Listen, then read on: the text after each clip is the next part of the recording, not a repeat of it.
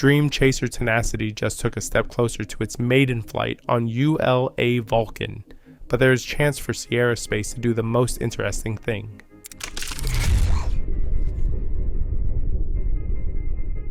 Hey, I'm Lucas. Welcome to the SpaceX community. Let's get started. It's 2026, and if you've been wondering what happened to Dream Chaser Tenacity, you're not alone. For a while, it looked like Sierra Space's lifting body spaceplane was right on the edge of flying, sitting in Florida, moving through final prep to launch on United Launch Alliance's Vulcan Centaur. Then things went quiet. Now we're finally getting clarity, and the picture is both promising and complicated. Dream Chaser was always different. Inspired by NASA's HL-20 concept and shaped like a mini shuttle, it's built to launch vertically and land on a runway. No ocean splashdowns, no saltwater corrosion.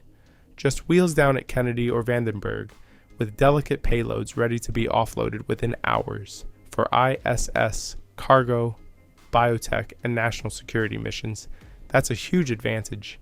But as 2026 unfolds, the biggest story isn't just about the vehicle. It's about timing, certification, and what rocket it will actually fly on. Let's start with where things stand. Right now, according to recent NASA comments, Dream Chaser Tenacity is still in final assembly and certification work. The two biggest focus areas, software certification and propulsion system validation. That lines up with what ISS program manager Dana Weigel said publicly. End-to-end software testing is ongoing and propulsion certification is still being worked through. That's not trivial.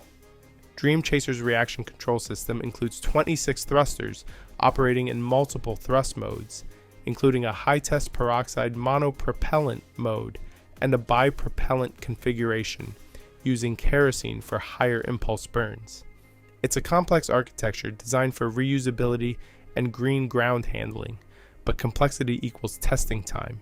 In early 2026, Sierra Space continued subsystem validation work, including thermal vacuum testing on deployable radiator panels under NASA's commercial capability initiatives. That's important because thermal management is everything in orbit. If you want multi-day free flight demonstrations or extended cargo missions, your radiator system better survive extreme hot-cold cycles. The recent TVAC campaign validated performance models, which is a quiet but critical milestone.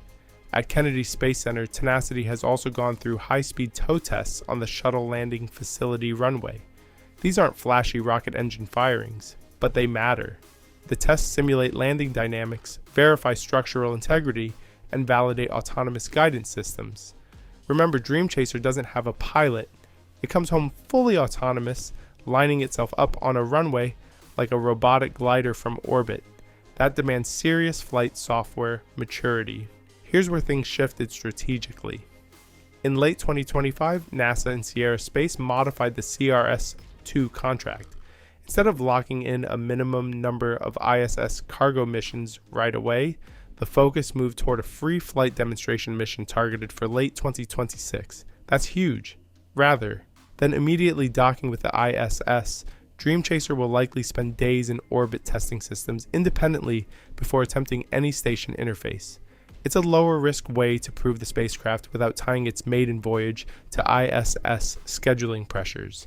But now we get to the elephant in the room. Vulcan. Dream Chaser has been baselined to launch on United Launch Alliance's Vulcan Centaur. The problem is that Vulcan itself has had a drawn-out certification path. While it has flown and progressed through national security certification flights, its manifest is stacking up fast. National security space launch missions, commercial payloads, Kuiper satellites, Vulcan is busy. And Dream Chaser is not the only customer waiting. If Vulcan's cadence slips, Dream Chaser slips with it. That's the hard reality. Launch vehicle availability could become the pacing item more than spacecraft readiness. Now here's where I'll give my personal take. If the goal is to get Dream Chaser flying as soon as possible, I would seriously suggest some alternate launch options. In a perfect world, launching Tenacity on Starship would be incredible. Starship's payload capacity is massive, and its future rapid reusability model aligns philosophically with Dream Chaser's reusable runway concept. Imagine pairing two next-generation reusable systems on one mission. That's the future of space access. But we have to be realistic. Starship is still pending full certification for operational commercial crew or cargo missions beyond test flights. While it's making enormous progress, especially with upper stage splashdown survivability and booster recovery, NASA payload certification takes time. Until Starship achieves routine orbital reliability and completes its regulatory milestones, it's unlikely to carry a vehicle like Dream Chaser on a critical debut mission. What's the realistic alternative? I think Falcon Heavy is the best fit. If you agree, drop a cheers in the comments. Got a different option in mind? Let us know what you're thinking. Falcon Heavy is certified, operational, and has a strong track record. It has excess lift capacity for Dream Chaser's mass class. It's flying regularly. From a purely pragmatic standpoint, Falcon Heavy might be the fastest way to orbit if Vulcan's scheduling tightens further. SpaceX has proven they can integrate diverse payloads quickly. If Sierra Space wanted to de-risk scheduled dependency, Falcon Heavy could absolutely be in the conversation. Of course, switching rockets isn't trivial. Structural interfaces, vibration environments, flight profiles, aerodynamic loads, all of that requires requalification. But if delays stretch too far, diversification might make sense.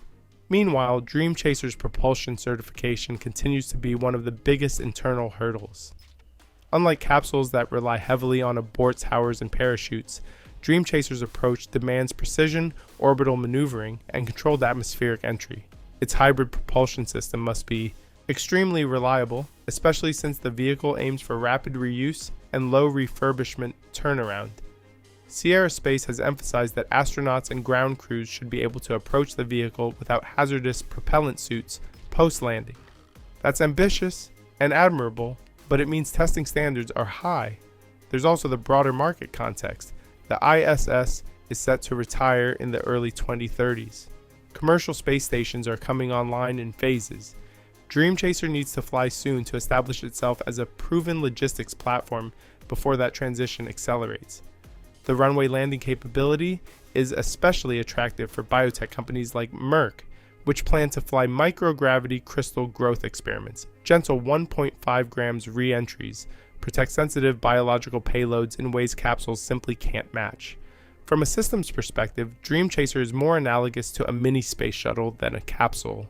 It uses around 2,000 thermal protection tiles, far fewer than the shuttle's 20,000 plus, and modern materials improve durability and weight. Sierra Space has even developed upgraded TPS variants designed for higher flight cadence. That's essential if the goal is airline-like operational frequency in low Earth orbit. So where does that leave us in 2026? Dream Chaser Tenacity is closer than it appears. Subsystems are being validated, thermal systems are proving out. Software and propulsion certification remain the gating items. The Free Flyer demo in late 2026 is the new target, but the launch vehicle situation is the wild card. If Vulcan stays on schedule and clears its manifest efficiently, Dream Chaser flies as planned. If Vulcan tightens up or shifts priorities toward national security payloads, Sierra Space may need flexibility. Personally, I think diversifying to Falcon Heavy would be a smart plan. Starship would be the long-term dream pairing, but until it clears certification and demonstrates repeat orbital success, it's more of a future evolution than an immediate solution. We'll have to wait and see how it progresses and the impact it has on the industry. But 2026 is shaping up to be make or break for Dream Chaser, and possibly a defining year for how launch partnerships evolve in the reusable era. Thanks for watching today's episode. Don't forget to subscribe and give us a thumbs up if you enjoyed it. Stay tuned for another great video tomorrow.